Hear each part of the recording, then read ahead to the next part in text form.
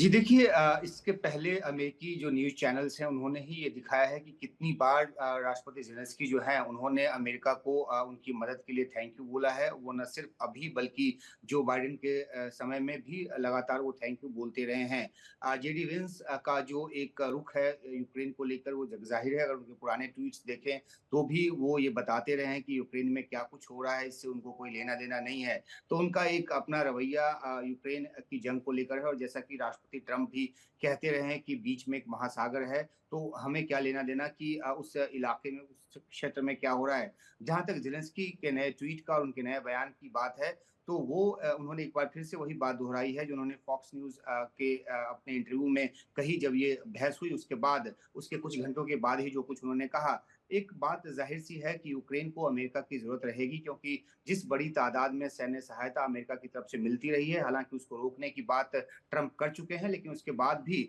एक रणनीतिक हुँ, साझेदारी की ज़रूरत ज़ेलेंस्की को रहेगी जी। और इसलिए उन्होंने अपने बयान के ज़रिए इस बात को रेखांकित करने की कोशिश की है, लेकिन सारी निगाह जो है रविवार को लंदन में होने वाली जो सिक्योरिटी समिट है, उस पे रहेगी कि यूरोपीय कंट्रीज़ जो हैं, वो किस एक साझा रणनीति के साथ सामने आती हैं, ताकि यूक्रेन जो है सस्टेन कर सके रूस के साथ अगर ट्रंप जो है आगे बिल्कुल भी कोई मदद बिल्कुल, करने तो को अमेरिका के इस रुख के बाद यूक्रेन कितना सस्टेन कर पाएगा, ये महत्वपूर्ण सवाल है। और अमेरिका अगर साथ नहीं देगा, तो और कौन से मुल्क हैं जो अब यूक्रेन के साथ यहाँ पर नजर आ रहे हैं? उमर, ये भी आप बताइएगा, लेकिन उससे पहले ज़ेलेंस्की ने जो प्रतिक्रिया दी है, वो आपको दिखा देते हैं।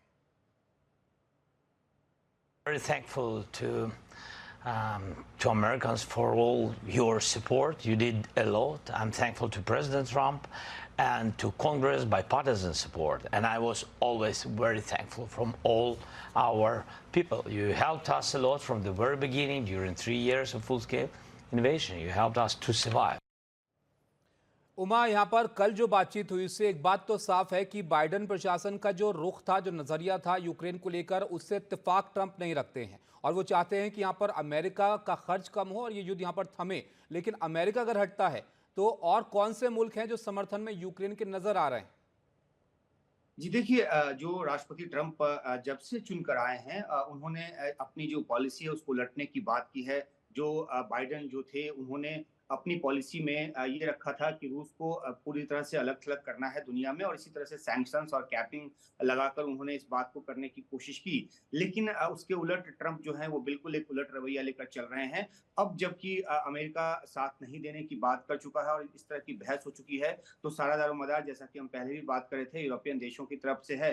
हालाँकि यूरोपियन देश जो हैं वो ज़्यादातर यूरोपियन देश जो हैं वो पैसा बढ़ाने को भी राज़ी हैं, लेकिन बहुत सारे ऐसे यूरोपियन देश जिनकी की सीमा रूस की सीमा से दूर है, वो सोचते हैं कि इतना पैसा क्यों खर्च किया जाए क्योंकि उनको अपने डेवलपमेंट पे ध्यान देना है। तो अब जबकि इस तरह की स्थिति पैदा हो गई है और एक आसन्न संकट यूरोप को पहले से लगता रहा है कि रूस जो है यूक्रेन तक ही नहीं रुकेगा, उसके बाद वो उनकी तरफ भी मुखातिब हो सकता है। तो ऐसे में अब निगाह जो है वो कल की इस बैठक में लगी रहेगी जहाँ पे तकरीबन 13 देशों के जो नेता हैं वो जुट रहे हैं, जिसमें फ्रांस, जर्मनी, डेनमार्क, इटली, तुर्की, Netherlands, Norway, Poland, Spain, Finland, Sweden, चेक रिपब्लिक, रोमानिया, ये तमाम नेता जो है वहाँ पर जुट रहे हैं। तो देखने की बात है कि किस तरह की एक साझा रणनीति बनकर सामने आती है। इस बहस के बाद जितने भी यूरोपीय देशों के नेताओं के ट्वीट्स या बयान सामने आए हैं, सबने ज़ेलेंस्की के साथ खड़े होने की बात की है, यूक्रेन के साथ खड़े होने की बात की है। जी। लेकिन बयानों से अलग ज़ेलेंस्की और यूक्रेन को बहुत अधिक सैन्य मदद और पैसों की ज़रूरत है। उसको लेकर क्या कुछ एक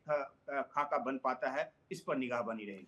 लेकिन उमा, यहाँ पर सिर्फ जेलेंस्की या यूक्रेन का मामला नहीं है। अगर अमेरिका रशिया के साथ नज़दीकियां बढ़ाता है या उनके जिस तरह के पारंपरिक रिश्ते रहे हैं रशिया के साथ, उसमें कोई बदलाव आता है, तो ये बहुत बड़ी बात होगी। अमेरिका के लिए ये कितना बड़ा फर्क होगा या उनके लिए कितने नफे नुकसान की बात होगी?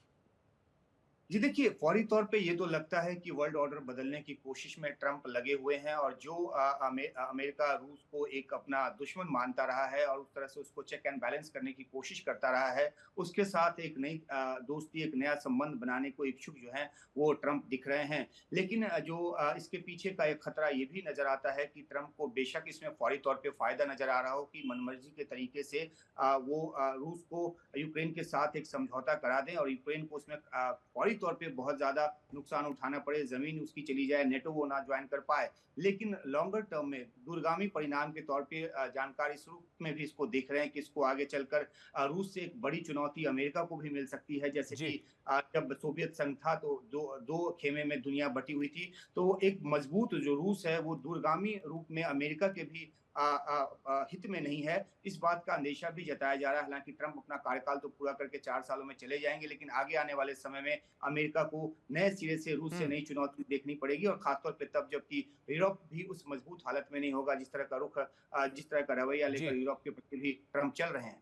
बहुत शुक्रिया उमा आपका विस्तार से तमाम बातों को यहाँ पर समझाने के लिए। तो काफ़ी कुछ हलचल है इस वक्त दुनिया भर में। जिस तरह की बातचीत ज़ेलेंस्की और ट्रंप के बीच हुई, काफ़ी गर्मा गर्म ये बातचीत रही, गहमा गहमी के साथ। लेकिन उसके बाद अब बड़ा बयान राष्ट्रपति ज़ेलेंस्की ने यहाँ पर दिया है और उन्होंने ये कहा, इस बात को दोहराया कि पुतिन को रोकना बहुत ज़रूरी है और अमेरिका के समर्थन के लिए आभार उन्होंने यहाँ पर जाहिर किया है।